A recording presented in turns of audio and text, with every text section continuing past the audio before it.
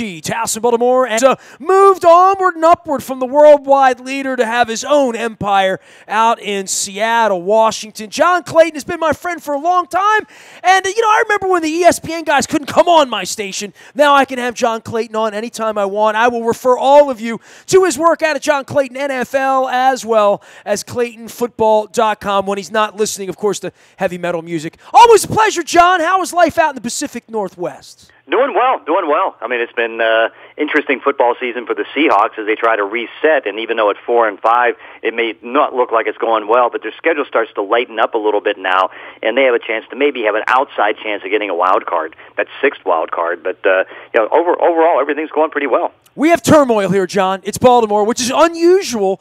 And last week, after the loss to Pittsburgh, for the first time in 23 years in a Ravens locker room, players were getting asked questions about the head coaching job security. That never happened during Billick. It didn't happen during Marchibroda. We've had, much like Pittsburgh or Cincinnati, New England, some of these places that have had long stretches of sort of coaching and staff peace. Certainly with Ozzie going out, and now with where the Ravens are at 4-5 and a gimpy Joe Flacco, hard times here in Baltimore, John Clayton. Yeah, it really is, and it looks like we're going to have one of those rare seasons where there may be more coaching changes.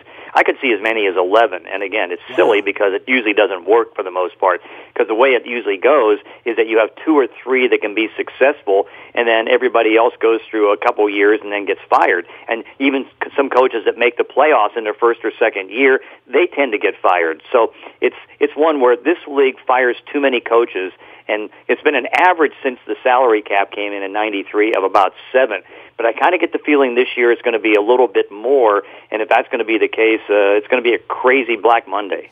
Well, and a guy like Harbaugh gets employed right away, but then there comes this sort of this lifeline, this life cycle for all of these Paytons and McCarthy's and Tomlins and Belichick's and Marvin Lewis's. As much as you talk about the turnover, there are a lot of franchises that have been very, very stable for a long stretch of time that maybe we wouldn't expect that 10 years from now, for sure.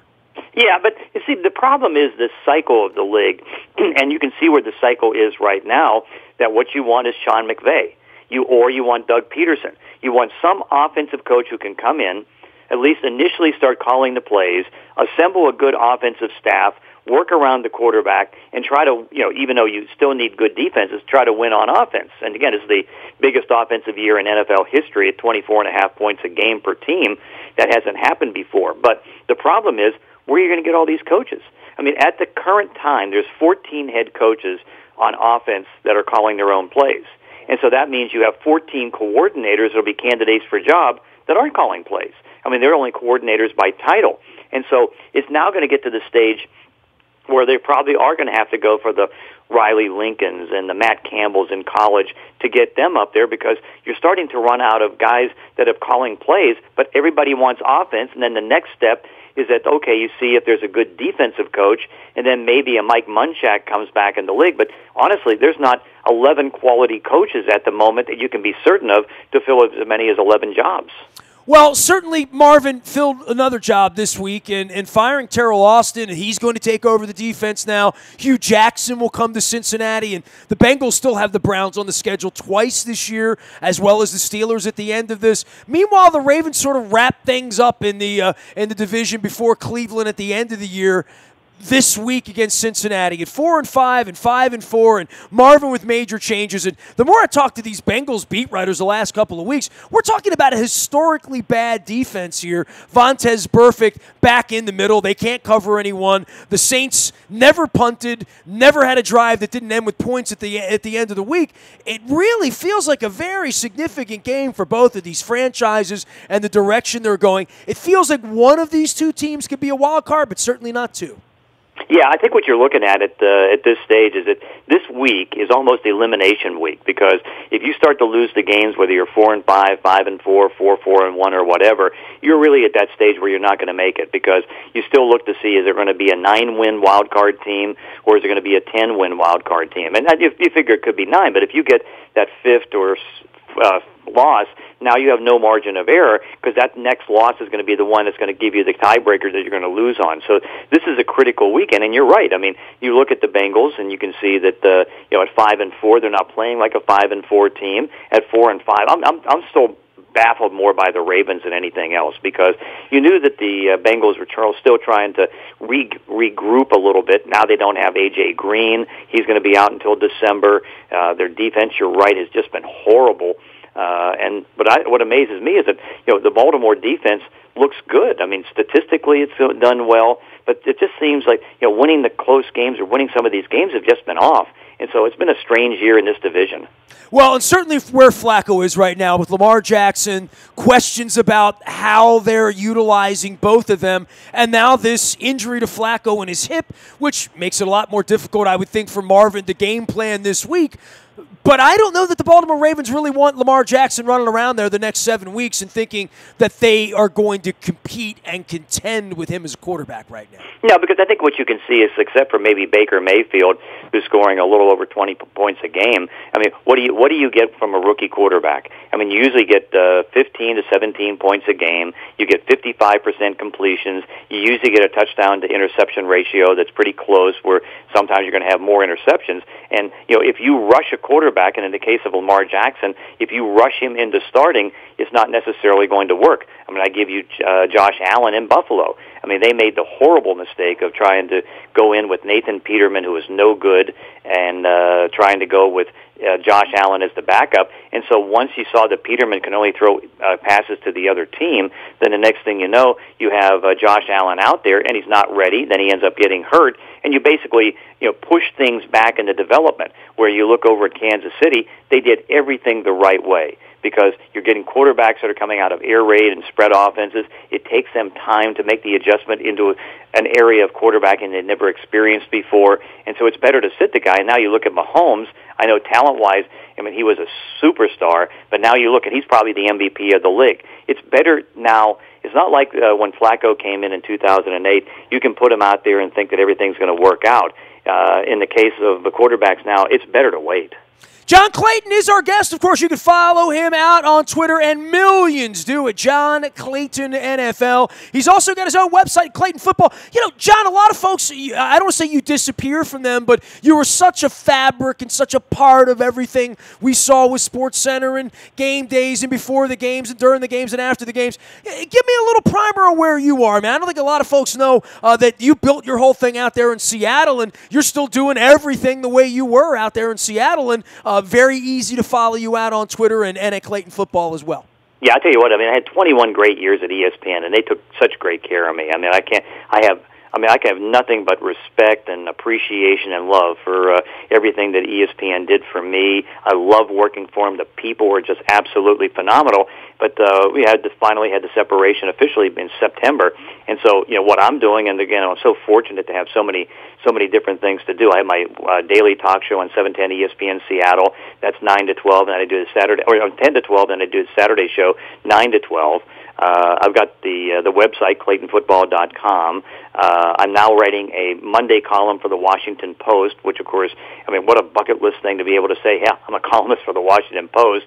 I do sidelines, opposing team sidelines on the Seahawk broadcast, so I'm at every Seahawk game. And then I'm also starting to do Westwood One sidelines. And so, like, for example, I did the Kansas City-Denver game. Coming up in another week, I'm going to be able to do the game between Houston and Tennessee.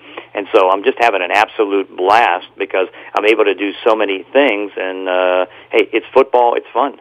Well, I watched the Seahawks play down in L.A. It really is amazing. You talk about Kansas City, but the L.A. Rams story, and I'm reading The Big Game right now, Leibovich's book, and it calls back into that time. And I know I was with you at all of these owners' meetings and various drafts and Super Bowls and all of this stuff where the Raiders, the Chargers, the Rams, boy, it's an incredible unfolding story of West Coast football right now and what's going to become of the Chargers, who are pretty good on the field, and the Ravens play out there Christmas week out in Carson, where the Rams are in drawing fans, drawing interest, all that L.A. promised out there, but you needed a good team. It feels like the Rams are a little supernatural. And on top of that, my boy Jack Del Rio gets thrown out of Oakland on the way to Vegas, and John Gruden is the biggest dud of all of the duds of this year. Of all the big stories, the Raiders' collapse has got to be right up there, man, and they come here next week. Oh, it's incredible. And I know that, I was on the sidelines for the Raider game over in over in London, and that team is just horrible. I mean, and it's not John Gruden, the coach. It's John Gruden, the general manager, because he's torn that team down.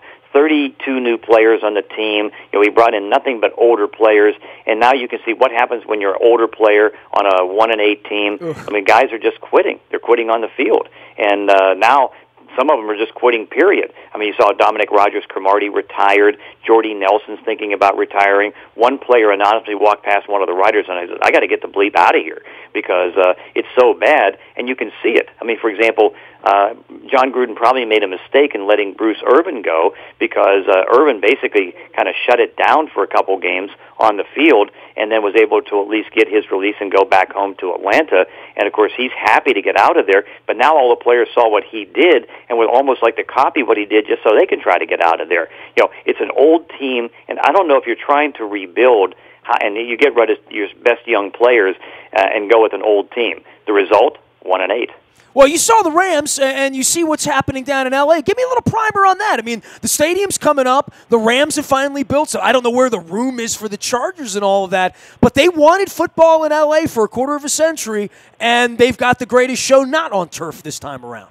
Yeah, it's the greatest show on surf is what I think some people want to call it because it's over in L.A. near the ocean. So no, it's really a well put together team, and you can see that Les Snead, the general manager, along with Kevin Demoff, and really Stan Kroenke gets a lot of credit too because I think that he's given them everything that they wanted. And so what they did is they get the right coach in Sean McVay. He's so creative in what he does scheme-wise that it's allowed Jared Goff, who was a bust in the first year with Jeff Fisher, to develop. And then Les Snead just goes out and trades for players that have really made the team great. The Brandon Cooks trade was sensational. How the Patriots could let Brandon Cooks go, I don't care if it was for a number 1 pick or whatever, or number 2 pick. I mean, this guy is electric out there. And so they have a great 3-receiver set, although they had the setback with Cooper Kupp getting an ACL injury. And so that's a little bit of a setback. But Todd Gurley's the best running back in the league and a top 5 MVP candidate. They've got one of the best offensive lines in football. Defensively, they got Wade Phillips. Now, they're not playing well on defense, but they went out and got Ndamukong Suh.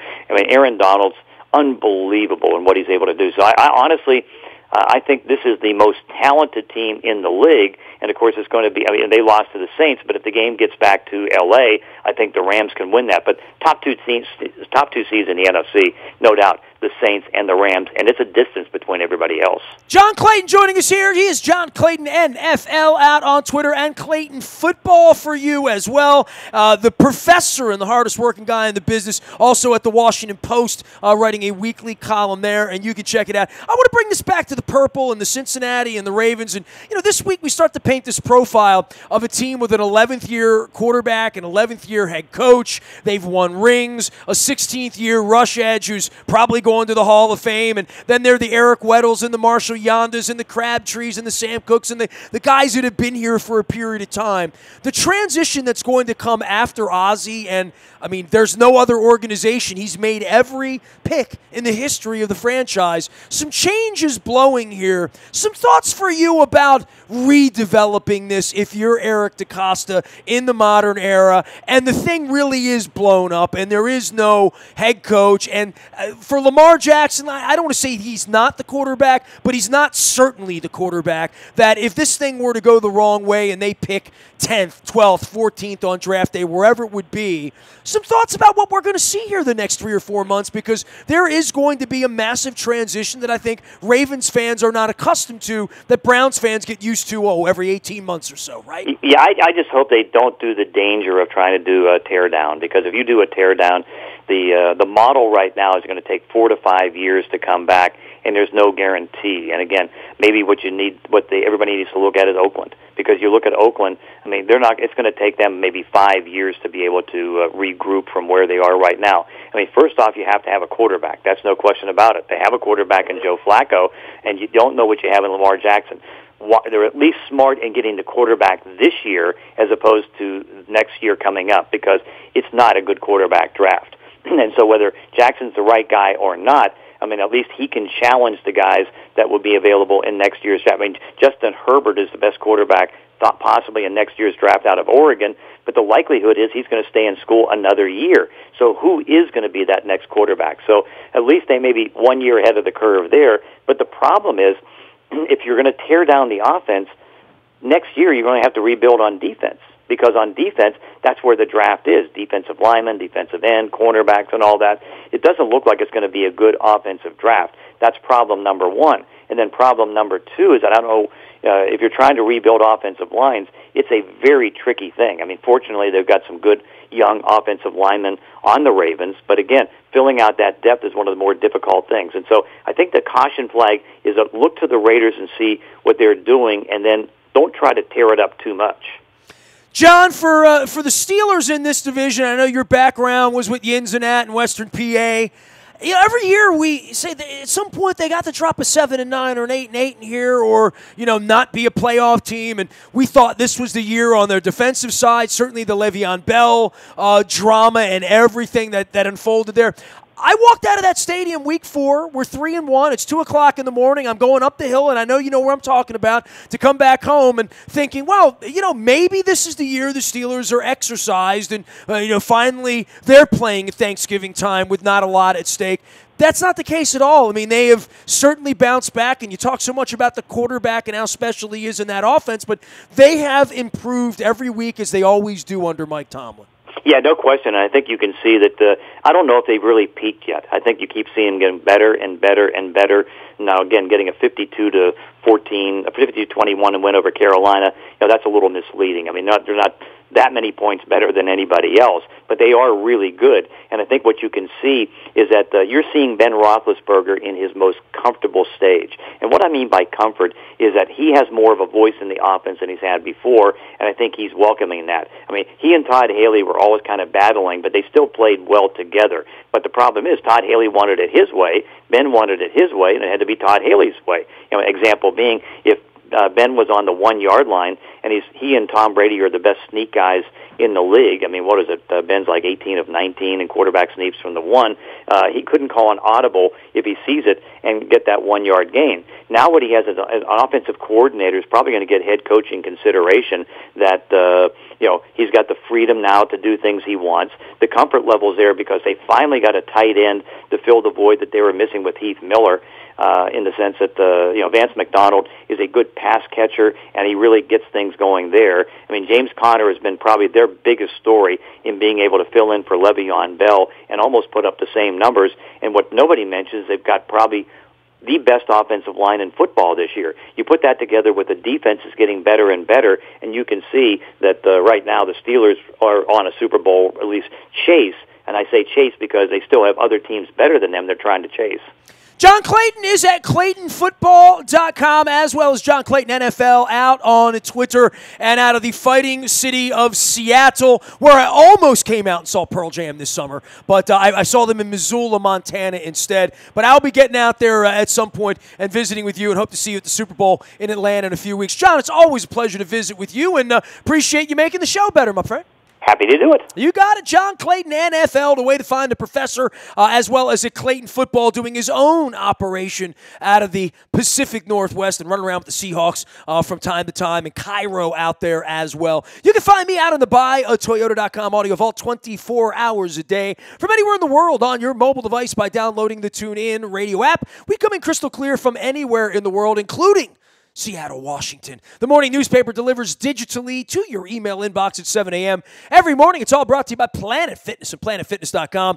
$5 down, $10 a month. Move inside. Stay warm when you're working out this whole winter. There's a Planet Fitness right around the corner from you. Also brought to you by the Maryland Jockey Club and our friends at Laurel Park, where the sports bar is open and also warm inside. The biggest TV you've ever seen. Delicious crab cakes, wet, cold beer and beverages, and fun down at the track. Get on down to the track. Bet the ponies. See you down at Laurel Park. Last but never least, at some point the Orioles will announce something. I saw the team website said it could come this week. Could come next week. whenever it happens, we'll get it to you first in the WNST text service. For all breaking news, it's all brought to you by Coons Ford of Security Boulevard. Dennis Colatzos will be here on Thursday. He'll drive you home from 3 until 5. It is the SSV on WNST. I'll be appearing at 4:15 and hoping for the best for the Ravens on Sunday and Joe Flacco and Lamar Jackson and John Harbaugh and anyone else. I just don't want to see the season end before Thanksgiving. That bums me out.